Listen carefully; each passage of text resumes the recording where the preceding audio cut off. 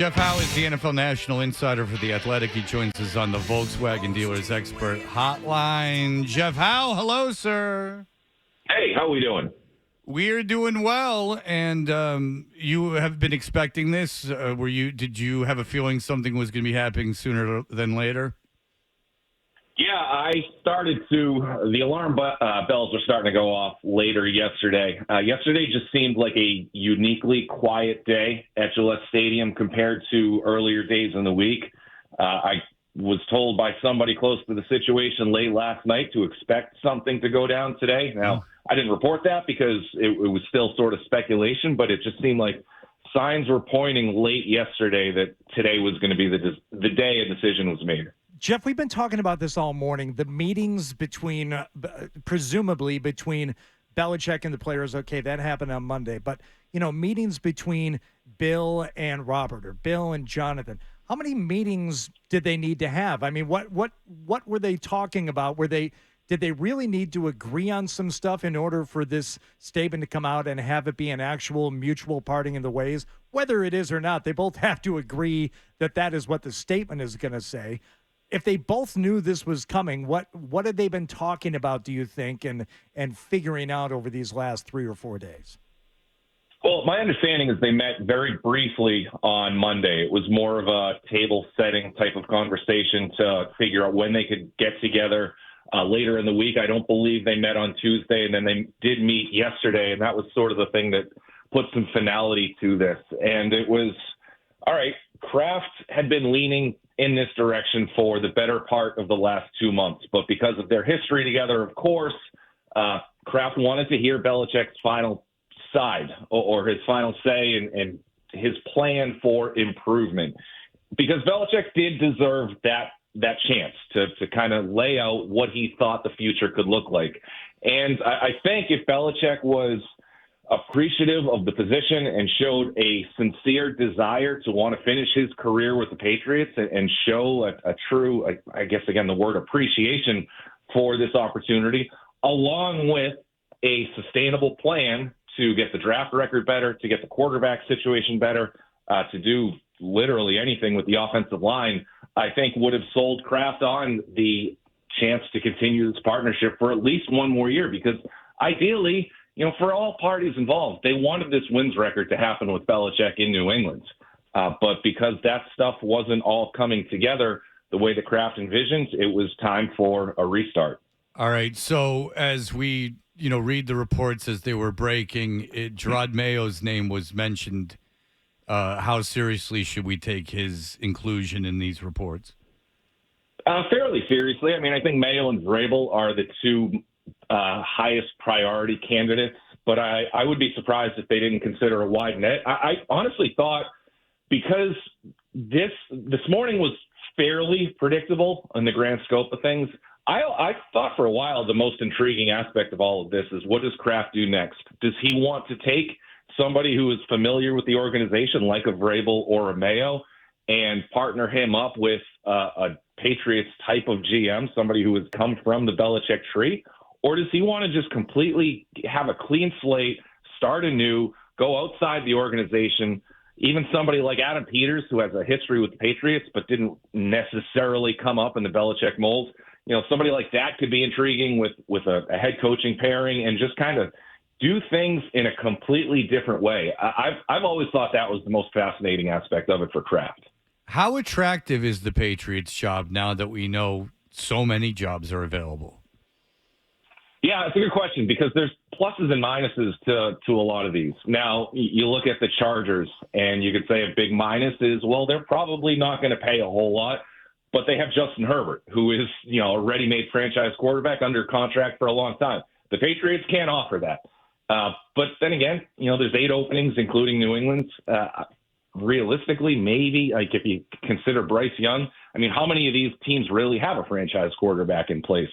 The defense has some good pieces, but are they good pieces for what the next regime is going to come in and want? I mean, these are Belichick types of pieces who you could argue that a lesser defensive coach, and there's certainly plenty of those, aren't going to be able to come in and have the same defensive success that this team closed the season with. It's an offense that needs a total overhaul. But the other side is you've got the best owner in the NFL and somebody who is going to be willing to pay you, somebody who has not that his patience has ever really been tested in his Patriots tenure, but somebody who theoretically is going to have a lot of patience with the next head coach. And that's certainly not something that you're going to get in a lot of these places. So it sort of depends on what you value. But I think it's going to be fascinating. Let's say Kraft really does want to go outside the Belichick tree. Let's say he goes after somebody like Ben Johnson, who was considered the biggest name in this head coaching cycle. I would be really, really intrigued to find out how Ben Johnson views this in comparison to, say, the potential to work with Justin Herbert, or let's say David Tepper in Carolina offers him something like $15 million a year. These priorities are absolutely going to be tested, and they're going to show themselves in the next week or two.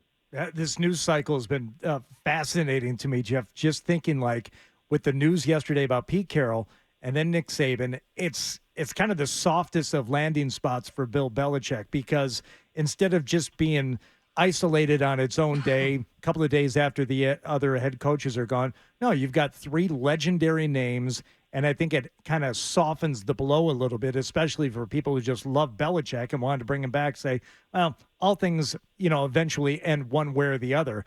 And for Bill, if he gets to go coach somewhere else and do it his way somewhere else, he didn't look that bad, or as bad as he could have had these other things not happened. Yeah, I mean, if this was the singular story in the NFL right now, it would continue to drown out even playoff weekends. Yeah. But the fact that it didn't happen at Friday at 5:00, but I mean, it might as well have on the heels of Pete Carroll and Nick Saban. The timing of it, right, I think probably worked in the Patriots' favor, or in Robert Kraft's favor, because there's so much to compete with. Yeah, it is. It's crazy. Now, Atlanta Falcons were mentioned in the Belichick stuff.